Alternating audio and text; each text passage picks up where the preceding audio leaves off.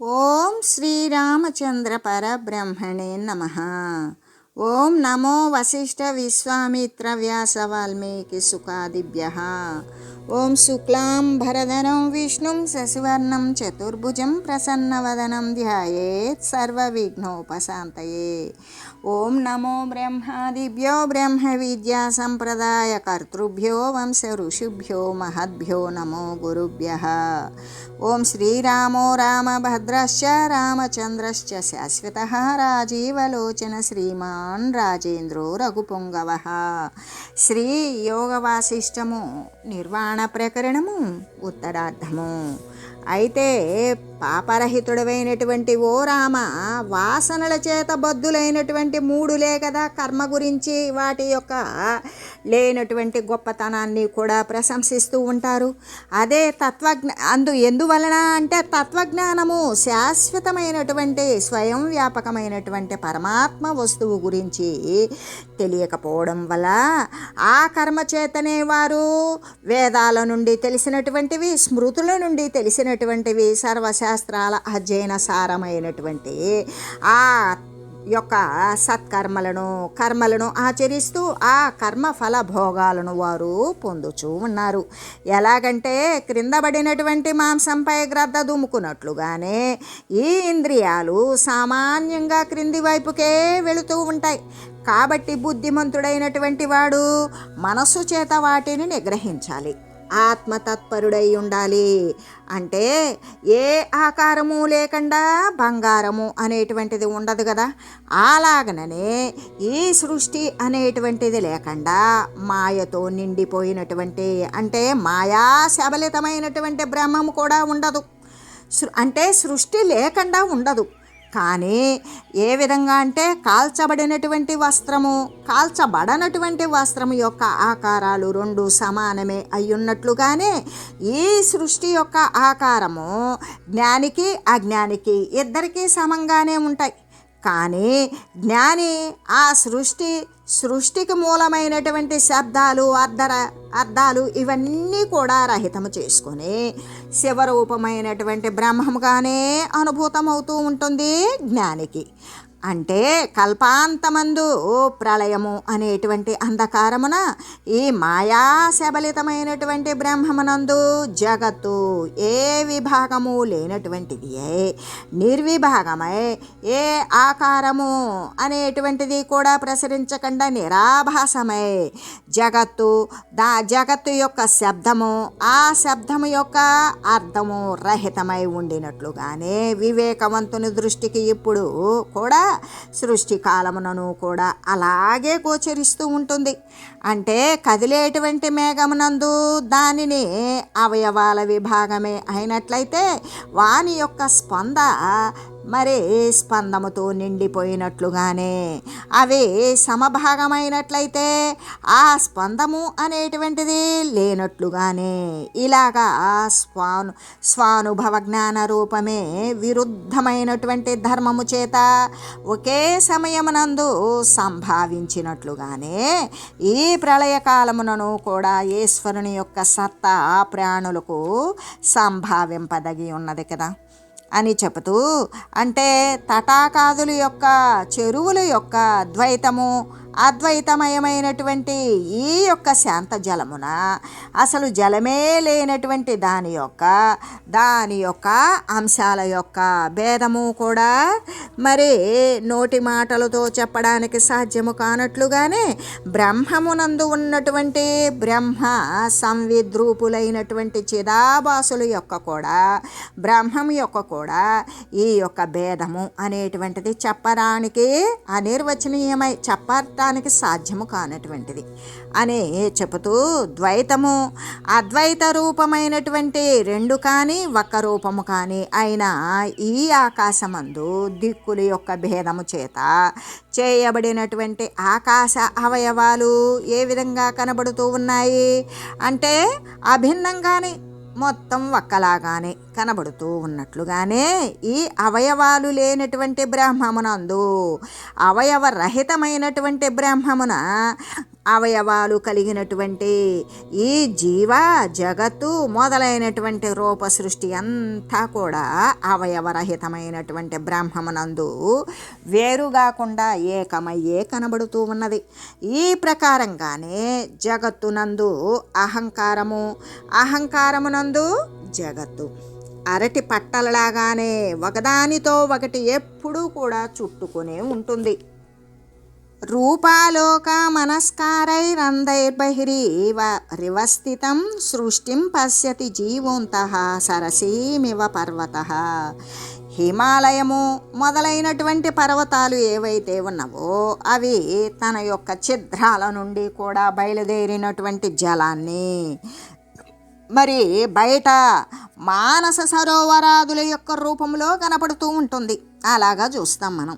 అలాగే ఈ జీవుడు కూడా తన యందలి సృష్టినే ఇంద్రియ మానసాదుల యొక్క వృత్తుల చేత బాహ్యమున ఉన్నట్లుగా గాంచుతూ ఉన్నాడు.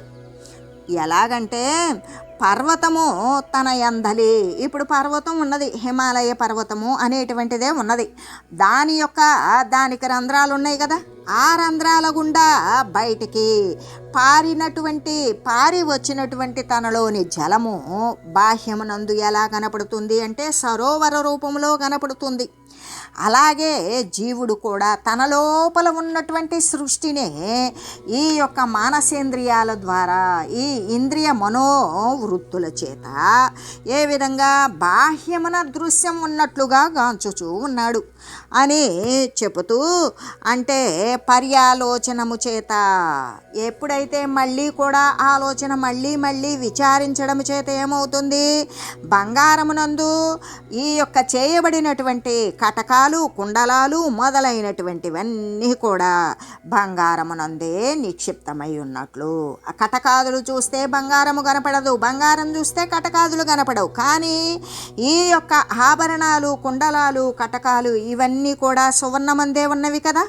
అలాగే ఈ భూతకాలము కానీ అంటే జరిగిపోయిన కాలం కానీ రాబోయేటువంటి కాలము యొక్క ఆకృతులు కనబడినట్లుగానే ఈ సువర్ణ మాత్రమునందు బంగారమునందు కనబడినట్లుగానే ఏ విధంగా అంటే ఈ యొక్క ప్రతిదీ కూడా సృష్టి యావత్తు తనలో అంతర్లీనంగా ఉన్నటువంటి దానిని బయట చూడడం మనోవృత్తాది ఈ యొక్క మానసిక మనోవృత్తుల ద్వారా ఇంద్రియాల ద్వారా ఈ విధంగా బయట గాంచుతూ ఉన్నాడు అని చెబుతూ, అలాగే జీవుడు కూడా ఏం చేస్తూ ఉన్నాడు అంటే తన స్వరూపాన్నే ఆ కారణంగానే జగత్ రూపంలో చూస్తూ ఉన్నాడు. తనను తాను అంతర్లీనంగా గ్రహించలేనప్పుడు దానిని ఇంద్రియాల ద్వారా బయటగాంచుచూ ఉన్నాడు అని చెబుతూ, సంసారం యొక్క పారావారము దర్శించిన తరువాత, అంటే పారావారము అంటే సంసారం యొక్క ఆవలి తీరము.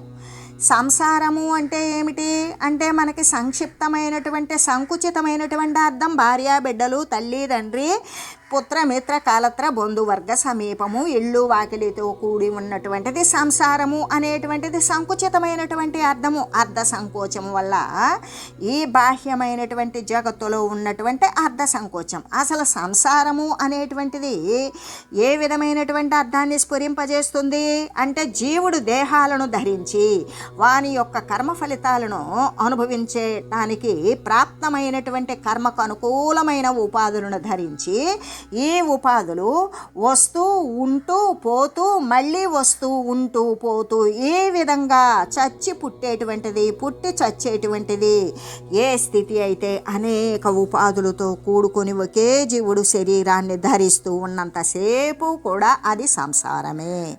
అయితే ఈ సంసారము యొక్క పారావారము అంటే ఆవలి తీరాన్ని దర్శించినటువంటి వారు ఎవరు? పవిత్రమైనటువంటి ఆత్మ కలిగినటువంటి వారు పరమాత్మ స్వరూపులే. అటువంటి అంటే సంసారానికి ఆవలి తీరమేంటి? పరమాత్మ తత్వమే కదా. ఆ విధంగా ఆ ఆవలి తీరాన్ని దర్శించినటువంటి పవిత్ర ఆత్మలు జీవన్ముక్తులు జీవిస్తూ ఉన్నట్లు ఉన్నప్పటికీ వాస్తవానికి వారు జీవించడం లేదు. జీవించకుండానే ప్రాణాన్ని అంటే ధరించకుండానే ఉంటూ ఉన్నారు. ఉన్నట్లుగా కనబడుతూ ఉన్నారు, కానీ వారు మరణాన్ని జయించిన వారు, మరణరహితులే అవుతున్నారు, వారు మరణించడం లేదు. అంటే శరీరం ధరిస్తున్నట్లు ఉన్నప్పటికీ శరీరాన్ని వదిలిపెట్టినటువంటి వారే అయ్యున్నారు అని చెబుతూ, ప్రబుద్ధ సర్వకర్మాణి కుర్వన్నపి న పశ్యతి గృహకర్మాణి గేహస్థో గోష్ఠభాండామణ ఇవ. అంటే ఇప్పుడు గోశాల ఉన్నది, ఆ గోశాల యందు ఆసక్తమైనటువంటి చిత్తము కలిగినటువంటి వాడు, గోశాలంటే చాలా ఇష్టం ఉన్నటువంటి వాడేం చేస్తాడు?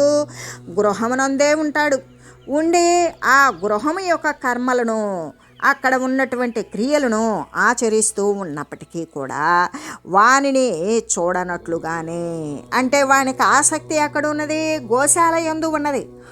కానీ అక్కడ ఆసక్తి చిత్తము పెట్టుకొని కూడా వాడు ఇంట్లో ఉన్నాడు, ఆ ఇంటిలోని క్రియలు చేస్తూ ఉన్నాడు, ఆ గృహం యొక్క కర్మలను ఆచరిస్తూ ఉన్నప్పటికీ కూడా ఆ పనులే చేస్తూ ఉన్నాడు, కానీ మనసు గృహక్రియల యందు లేదు. అది ఎక్కడున్నది అంటే గోశాల యందు ఉన్నది. అలాగే బ్రహ్మమునందు ఆసక్తి కలిగినటువంటి జ్ఞాని వాడు బ్రహ్మమునందు అనుసంధానము చేస్తూ పరబ్రహ్మతత్వాన్ని అంటి ఉన్నటువంటి జ్ఞాని శరీరయాత్ర మొదలైనటువంటి సమస్త కర్మలు ఆచరిస్తూ ఉన్నప్పటికీ కూడా వాడు బ్రహ్మస్వరూపాన్ని ధ్యానిస్తూ ఉన్నటువంటి వాడు వాని యొక్క శారీరకమైనటువంటి అవసరాలు, గృహ కృత్యాలు, మరి శరీర యాత్ర మొదలైనటువంటి సమస్త కర్మలు కూడా చేస్తూ ఉన్నప్పటికీ వానిని చూడడు. ఏం చూస్తాడు? ఆ బ్రహ్మమునందే ఆసక్తి ఉన్నది కాబట్టి ఆ తత్వాన్నే చూస్తూ తనకి ఇక్కడ గృహ సంబంధమైన దేహ సంబంధమైన క్రియల యందు మనసు లేక బ్రహ్మమునందు ఆసక్తి కలిగి ఉంటాడు అని. అంటే ఈ యొక్క క్రియలు చేస్తూ ఉన్న క్రియల యందు అతను ఉండడు అని చెబుతూ, ఎలాగంటే అంటే ఇంట్లో ఉన్నాడు ఒకడు, ఆ ఇంట్లో ఉన్నప్పటికీ కూడా వానికి మనసు ఎక్కడున్నది? పశువుల కొట్టంలో ఉన్నటువంటి వస్తువుల మీద మనసు లగ్నమై ఉన్నది. అటువంటి మనసు కలిగినటువంటి వాడు కానీ ఎక్కడున్నాడు? ఇంటి యందు ఉన్నాడు. ఆ ఇంటి యందు ఉన్నటువంటి గృహకృత్యాలు, తాను చేసేటువంటి ప్రతి పని యందు కూడా దృష్టి పెట్టి చేస్తున్నాడా? లేదు. పని అయితే చేస్తూ ఉన్నాడు, కానీ అక్కడ దృష్టి లేదు. వాని దృష్టి ఎక్కడున్నది? పశువుల కొట్టంలో ఉన్నటువంటి వస్తువుల మీద ఉన్నది. అలాగననే వాని యందు చేసేటువంటి క్రియ యందు కర్తృత్వము లేకుండా చేస్తూ ఉన్నాడు. అలాగే జ్ఞాని కూడా ఏం చేస్తూ ఉన్నాడు? బ్రహ్మమునందే ఆసక్తమై ఉన్నటువంటి మనసు కలిగిన వాడే అవడము చేత లోకమున తన యొక్క సమస్త కర్మలను కూడా ఆచరిస్తూ ఉన్నప్పటికీ కూడా వాడు ఆ కర్మల యందు అంటిలేడు. వాటి యందు ఏమాత్రము లేనివాడే అగుతూ ఉన్నాడు అనే చెబుతూ, అంటే విరాట్టుని యొక్క హృదయమునందు చంద్రుడు ఉన్నట్లుగానే ఇక్కడ విరాట్టుని యొక్క హృదయము అన్నప్పుడు ఏంటి? సమిష్టి శరీరాలు ఉన్నటువంటి సమిష్టి శరీరమైనటువంటి సర్వవ్యాపకమైనటువంటి శరీరమైన విరాట్ పురుషుని యందు ఆ యొక్క హృదయమందు చంద్రుడు ఉన్నట్లుగానే ప్రతి వ్యష్టి శరీరమందు కూడా మంచు బిందువు వంటి ఆకృతి కలిగినటువంటి తేజోవంతుడైన వీర్యరూపుడైనటువంటి జీవుడు స్థూలమందు స్థూలంగాను సూక్ష్మమునందు సూక్ష్మంగాను ఉండి ఉన్నాడు కదా. అంటే తండ్రి దేహమున వీర్య రూపమున ఉన్నటువంటి అహంకారాత్మకుడైనటువంటి జీవుడు తల్లి యొక్క త్రికోణాకారమగు యోని యందు పడడం చేత ఆ త్రికోణ పరిచ్ఛిన్న రూపము యొక్క కల్పననే పొందుతూ ఉన్నాడు. ఇంకా కూడా అందులో ఉన్నటువంటి రక్తముతో కలిసి కలలను, బుడగలను, పిండము మొదలగా క్రమంగా కూడా ఆవిర్భూతమయ్యి ఆ సత్తైనటువంటి శరీరాన్ని సత్తుగాను చేతనంగాను కూడా భావించి అందులో అహం అంటే నేను అనేటువంటి అభిమానాన్ని చేస్తూ ఉన్నాడు. అయితే ఈ త్రికోణాకారమైనటువంటి మాతృగర్భమునందు అంటే తల్లి గర్భమునందు స్వకర్మ నిర్మతయ్యి ఏ విధంగా తన యొక్క కర్మని దాని ఎందే లీనమై వీర్యమే సారముగా కలిగినటువంటి దేహమునందు ఈ జీవుడు ఆత్మాభిమానాన్ని గావిస్తూ ఉంటాడు. పుష్పమందు సుగంధములాగానే ఉంటూ ఉన్నాడు.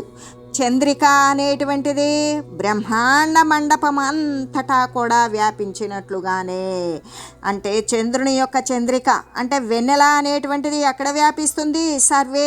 సర్వతోముఖంగా సర్వము కూడా వ్యాపించినట్లుగానే ఈ వీర్యమందున్నటువంటి చంద్రకళా రూపముకు సంవిత్తు. అయితే ఆ వీర్య రూపంలో ఉన్నటువంటి జ్ఞానం ఏమవుతుంది? ఆపాదమస్తకము అంటే కాలి వేలు చివరి నుండి కేశం యొక్క చివరం వరకు కూడా ఈ సంపూర్ణ దేహమునందు కూడా వ్యాపించి ఉంటుంది. ఎలాగా అంటే పొగ గనక ఆకాశమున మేఘరూపంగా వ్యాపించినట్లుగానే ఈ ఇంద్రియాల యొక్క రంధ్రాల మార్గం గుండా బాహ్యానికి నిశ్రుతమైనటువంటి జ్ఞానము అనేటువంటి జలము 3 లోకాల యందు కూడా, ఇక్కడ 3 లోకాలు అంటే స్వర్గ మధ్య పాతాళ లోకవాసుల యొక్క మరి ఉత్పాదనకి సంభవించి అని చెప్పవచ్చు. సత్వరజస్తమో గుణాలకు లోబడినటువంటి ప్రతి ఒక్క శరీరధారికి కూడా వ్యాపిస్తూ ఉన్నది. అంటే సమస్త శరీరమునందు కూడా బాహ్యమునందు ఆభ్యంతరములందు కూడా అహంకార రూప జ్ఞానము ఉన్నప్పటికీ కూడా ఈ హృదయమందు ఉన్నటువంటి వీర్యమునందు విశేషమైనటువంటి అహం అంటే రూపాభిమానం, ఈ దేహం నేను అనేటువంటిది కలుగుతుంది. ఈ కారణం చేత సంకల్పరూపుడైనటువంటి జీవుడు హృదయమున ఏదైతే సంకల్పిస్తూ ఉన్నాడో అది వెంటనే ఆ రూపాన్నే బాహ్యమును కూడా స్థితిని కలిగి ఉంటూ ఉన్నాడు. అటువంటి ఆ సంకల్పం యొక్క పూర్వకముగానే, అంటే వాడు సంకల్పించేటువంటి సంకల్పానికి ముందు ఏ విధంగా సంకల్పించాడో ఆ విధంగానే బాహ్యమునందు కూడా వ్యవహరిస్తూ ఉన్నాడు. కాబట్టి స్వభావ సిద్ధమై చిత్తము వదిలివేయబడినటువంటి బ్రహ్మముతోటి అభేదము జ్ఞానరూపము అయినటువంటి స్థితి చేత మరి ఏ ఇతరమైనటువంటి ఉపాయాల చేత కూడా అహంకారము అనేటువంటి భ్రమ అనేది శమింపదు. ఎలా పోతుంది అంటే సహజమై ఉన్నటువంటిది చిత్తాన్ని నశింపజేయడంతో బ్రహ్మముతోటి ఏకీకృతము అయినటువంటి జ్ఞానరూప స్థితిని అనుసరిస్తే తప్ప ఆ యొక్క ఇతరమైనటువంటి ఉపాయాల చేత అహంకారము అనేటువంటి భ్రమ నశిస్తుందా? ఎప్పటికీ నశించదు, శమింపదు. చింత్యానుచింత్యమానాపి భావనీయాంబరూపమా అహం భావోపశమనే శమనేన క్రమేణతే. కాబట్టి ఓ రామచంద్ర, శ్రవణము, మననము, నిధిధ్యాసనము వాటి ద్వారా బ్రహ్మచింతను గావిస్తూ ఉన్నప్పటికీ కూడా అహంభావం యొక్క పూర్ణోపశమనం కోసం సమాధి మొదలైనటువంటి అభ్యాసము క్రమమున ఆకాశమును పోలినది అయిన నిశ్చలమైనటువంటి ఆ యొక్క సప్తమ భూమికి యందలి ఆత్మస్థితిని సంపాదించాలి. అంతవరకు కూడా ఇది ఆగదు అనే చెప్పబడుతూ ఉన్నది. ఎలాగంటే రామా, నీవు శ్రవణము మహనీయుల ద్వారా చెప్పబడినటువంటి ఏ యొక్క ఉపదేశ వాక్యాలు జ్ఞాన మార్గాలు గురించి విన్నావో వాటిని మళ్ళీ మళ్ళీ స్మరించు. ఆ స్మరిస్తూ ఉన్నటువంటి దానిని ప్రకారముగా నీవు అనుసంధానం, ఆ విధంగా అభ్యాసము మొదలుపెట్టు. అటువంటి అభ్యాసాల ద్వారా నీవు బ్రహ్మచింతన అనేటువంటిది చేస్తూ ఉన్నప్పటికీ కూడా అహంభావము యొక్క పూర్ణమైనటువంటి అంటే పూర్తిగా నశింపజేయడం కోసమైతే సమాధి మొదలైనటువంటి అభ్యాసాల ద్వారా కాలక్రమంగా అది నశిస్తుంది. అంతేకాదు ఆకాశాన్ని పోలినటువంటి నిశ్చలమైనటువంటి చర్మభూమిక. ఇప్పుడు చర్మభూమిక అన్నప్పుడు మనము ఈ సప్తజ్ఞాన భూమికలలో కూడా చర్మభూమిక ఏమిటి?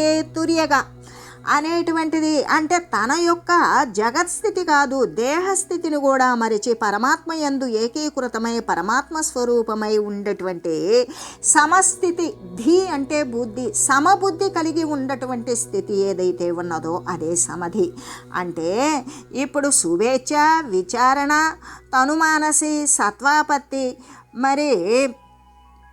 సప్తజ్ఞాన భూమికలలో కూడా శుభేచ్ఛ, విచారణ, తనుమానసి, సత్వాపత్తి, అసంశక్తి, పదార్థ భావని అనేటువంటి 6 జ్ఞాన భూమికలను కూడా దాటివేసినటువంటి స్థితే సమాధి. అదే తుర్యగా. అంటే ఏ విధంగా పరమాత్మ తత్వమే తాను పరమాత్మ వస్తువే తప్ప రెండవది నాస్తి అనేటువంటి విషయంలో అటువంటి ఆత్మస్థితిని సంపాదించాలి. అంతవరకు కూడా ఇది ఆగనే ఆగదు అని చెబుతూ, అంటే ఓ రామచంద్ర, అహంభావం యొక్క సంపూర్ణమైనటువంటి ఉపశమనం కోసం నీవు శమధమాదులతో కూడిన వాడవయ్యుండు. అంతఃకరణము బాహ్యేంద్రియాలను కూడా, జ్ఞానేంద్రియాలను, కర్మేంద్రియాలను కూడా నిగ్రహించినటువంటి వాడివై, శమధమాదులతో కూడిన వాడివై, శ్రవణము, మననము, నిధిధ్యాసనము మొదలైనటువంటి వాటి ద్వారా నీవు ఆత్మచింతననే చేస్తూ ఉన్నప్పటికీ కూడా క్రమంగా ఆకాశంలాగానే చలనరహితంగా నిశ్చలమై ఎటువంటి మార్పులకు లోబడక ప్రశాంతమైనటువంటి ఆత్మస్థితిని సంపాదించాలి అని చెబుతూ, తజ్ఞ వ్యవహరంతిహ భావ్య భావన వర్జితం ఆరూపావలోక మననం మౌనం దారు నరాయివ. ఎలాగంటే జ్ఞానులు ఈ ప్రపంచమున బాహ్యమైనటువంటి మానసికమైనటువంటి దృశ్యము, దర్శనము, వీటి యొక్క అభిమానం అనేటువంటిది నశించిపోవాలి. ఏ విధంగా బాహ్య సంబంధమైనటువంటి దర్శనాన్ని నశింపజేసుకోవాలి, మానసికమైనటువంటి దృశ్య వస్తువు యొక్క దర్శనము కూడా నశింపజేసుకోవాలి. వాటి పట్ల ఉన్నటువంటి అభిమానము, ఆలోచన అనేటువంటిది కూడా రహితం చేసుకోవాలి. అటువంటి వారే జ్ఞానులు. జ్ఞానులు ఈ ప్రపంచంలో ఎలా ఉన్నారు అంటే బాహ్య సంబంధమైన, అంతర్ సంబంధమైనటువంటి దృశ్యము, దర్శనము మొదలైనటువంటి అభిమానాలన్నీ కూడా రహితులై ఉన్నారు. అంటే భావ్యము, భావన వర్జితులై దేని గురించి కూడా ఎటువంటి ఆలోచన ఉండదు, మరి దేన్ని గురించి కూడా భావించరు. అటువంటి కాష్ట నిర్మిత మనుజునిలాగానే కొయ్య చేత మనుజుని విగ్రహం చేయబడితే అది ఏ విధమైనటువంటి మరి చలనాలు లేకుండా ఉంటుందో, ఎంత మౌనంగా ఉంటుందో అంత మౌనంగా కొయ్య చేత చేయబడిన బొమ్మ ప్రతిమలలాగానే మౌనంగా వ్యవహారం అనేటువంటిది జరుగుతూ ఉంటుంది అని చెబుతూ, అంటే జ్ఞానులు ఈ ప్రపంచమున భావింపదగినటువంటి వస్తువు కానీ భావన కానీ లేనటువంటి వాడై ఉంటాడు. అంతేకాదు బాహ్య సంబంధమైన, మానసిక సంబంధమైనటువంటి దృశ్య అభిమాన రహితులై మౌనముతో మౌనశీలురై, అంటే ఇంద్రియ మనోవృత్తి రహితులై ఉంటారు. మనుజ ఆకారంలో ఉన్నటువంటి కొయ్య బొమ్మలలాగానే వ్యవహారం చేస్తారు. అంటే ఏ వికారము కూడా పొందకుండా వర్తిస్తారు అనేటువంటి విషయమే కదా స్ఫురింపజేస్తూ ఉన్నారు అని చెబుతూ, ఎవడైతే సదా అంటే ఎల్లవేళలా బ్రహ్మభావన కలిగి ఉంటాడు, అతడు జీవించి ఉండగానే ఆకాశంలాగానే మాలిన్యరహితుడై, నిర్మలుడై, నిక్కముగా, ఖచ్చితంగా బంధనరహితుడై ఉన్నటువంటి ముక్తుడే అని కదా చెప్పబడతాడు. అంటే సూర్యప్రకాశము ఎక్కడ వ్యాపిస్తుంది అంటే బ్రహ్మాండమంతటా వ్యాపిస్తుంది. సూర్యప్రకాశము ఎక్కడ అక్కడ అనేది సందు లేకుండా బ్రహ్మాండమంతటా సమంగా ఎలా వ్యాపిస్తూ ఉంటుందో, అలాగే ఈ వీర్యమునందు ఉన్నటువంటి జీవ సంవిత్తు కూడా ఆ పాదమస్తకము అంటే పాదం మొదలుకొని తల వరకు కూడా సమస్త దేహేంద్రియాలందు కూడా అహంభావ రూపంతో వ్యాపిస్తూ ఉంటుంది ఈ యొక్క వీర్యమునందు ఉన్నటువంటి జీవ సంవిత్తు. అయితే నేత్రాలు, నాలుక, శ్రవణం అంటే ఏ విధంగా జ్ఞానేంద్రియాలు అని చెప్పవచ్చు. చెవి, చర్మము, కన్ను, నాలుక, ముక్కు మొదలైనటువంటి ఈ ఇంద్రియాలు యొక్క రంధ్రాల నుండి వీర్య సంవిత్తు అనేటువంటిది ప్రవేశిస్తుంది. వాని యందు అహంభావ రూపమైనటువంటి వాసన చేత బద్ధమై ఉంటుంది. విషయాల యొక్క దర్శనాన్ని చేస్తుంది, స్పర్శనం చేస్తుంది, వినడం నందు కూడా నిమగ్నమవుతూ ఉంటుంది. ఈ విధంగా భూమి క్రింద రసమంతటా వ్యాపించి ఉన్నట్లుగానే ఏ అంకుర రూపమునందే అది ఉదయించినట్లుగానే ఈ అజ్ఞానంతో కూడి అంటే అజ్ఞాన ఆవృతమైనటువంటి ఈ చైతన్యము ప్రథమంలో మనస్సై ఉంటుంది. అంటే సర్వము కూడా వెలయుచూ ఉన్నప్పటికీ కూడా మొట్టమొదట మనస్సై ఉంటుంది. తర్వాత వీర్యమందు అహంభావన రూపమైనటువంటి ఏకదేశం ద్వారా ఆయా ఇంద్రియ రూపంగానే ఉదయిస్తుంది.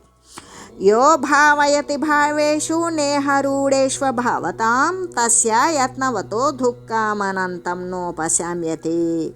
ఎవడైతే ఈ ప్రపంచమున రూఢములైనటువంటి మనస్సు, అహంకారము, దేహము మొదలైనటువంటి ఈ జగత్తు యొక్క రూపాలయందు బ్రహ్మభావన ద్వారా అంటే నేతి నేహ నానాశ్చికించన మొదలైనటువంటి శృతి వాక్యాదుల చేత దర్శింపబడేటువంటి అభావనను కూడా భావించకుండా ఉంటాడో అటువంటి ప్రయత్నరహితుడైనటువంటి మనుజునకు అనంతమై ఉంటుంది. ఆది అంతము లేనటువంటి సంసార దుఃఖము ఎప్పటికీ కూడా శమించకుండానే ఉంటుంది. వాడు అనేక కోటాను కోట్ల దేహ పరంపరలను కొని తెచ్చుకుంటూనే ఉంటాడు, వదిలిపెడుతూనే ఉంటాడు అని చెబుతూ, ఎలాగంటే ఈ ప్రపంచమున ఎవడైతే ఈ ప్రపంచమునందు సత్యమని బాగా రూఢిపడి ఉంటాడో అటువంటి వాడు తన యొక్క మనసునందు, బుద్ధినందు, చిత్తమునందు, అహంకారమునందు, తన యొక్క దేహాలయందు, ఈ దృశ్యమాన ప్రపంచమునందు, ఈ జగత్తు యొక్క రూపాలయందు కూడా ఏ విధంగా ఉంటాడు? అభావత్వాన్ని అంటే శూన్యత్వాన్ని ఎప్పటికీ భావింపడు. ఇది సత్యమే అని భావిస్తాడు. మోక్ష ప్రయత్నం అనేటువంటిది ఎప్పటికీ చెయ్యడు. ఆ విధంగా నిర్వాణ పదము అనేటువంటి దానికి ప్రయత్నరహితుడే అయినా ఈ మనుజునకు ఆది అంతము లేనటువంటి అనంతమైనటువంటి జన్మ, మరి జరామరణాలు అనేటువంటి ఈ దుఃఖము అనేది ఎప్పటికీ కూడా శమించదు. ఏనకేన చిదాచ్ఛన్నో ఏనకేన చిదాసితః యత్ర క్వచన శాయీహ సా సామ్రాడివరాజతే. ఈ జ్ఞానమైనటువంటి అమృతము చేత ఏ విధంగా జ్ఞానము అనబడేటువంటి అమృతము చేత తృప్తుడైనటువంటి మనుజుడు ఏదైతే ధరిస్తాడో, ఏది ధరించినప్పటికీ కూడా అంటే వాడు బొంతే ధరిస్తాడో, పొట్టు వస్త్రమే ధరిస్తాడో, ఏది ధరించినప్పటికీ కూడా, ఏది భుజించినప్పటికీ కూడా అంటే కారమే తింటాడో లేదా నవకాయ పిండి వంటలతో ఉన్నటువంటి మృష్టాన్న భోజనమే చేస్తాడు. ఎచ్చట పొరుండి ఉన్నప్పటికీ కూడా పొట్టు పరుపులపై పొర్లుతాడో లేదా దుమ్ము ధూళిలో పొర్లుతాడో అనేటువంటి విషయం సర్వోత్తమమైనటువంటి ఆత్మసుఖము చేత అనుభవిస్తూ వాడు చక్రవర్తిలాగా శోభిస్తాడు. అంటే జ్ఞానము అనేటువంటి అమృతాన్ని సేవించినటువంటి వాడు దానితో తృప్తుడవుతాడు. ఇక అటువంటి వాడు బాహ్య సంబంధమైన దృశ్యమాన సంబంధమైనటువంటి వస్తువులను ఏమాత్రము కూడా వాడు పట్టించుకోడు. అంటే వాడికి పట్టదు. అటువంటి మనుజుడు బొంత చుట్టినా లేదా పొట్టు వస్త్రాలు ధరించిన లేదా అల్పమైనటువంటి భోజనాలు చేసినా లేదు ఎంగిలి ఆకులే తిన్నా లేదు ఆకులే నాకినా లేదు మృష్టాన్న భోజనం చేసినా వానికి అదేమీ పట్టదు. ఎక్కడ పొరుండినా పొట్టు పరుపులపై పడుకోబెట్టినా నిద్రపోతాడు. దుమ్ము ధూళిలో కూడా పడి నిద్రపోతాడు. అంటే వాడు ఎక్కడ అంటే ఉన్నాడు?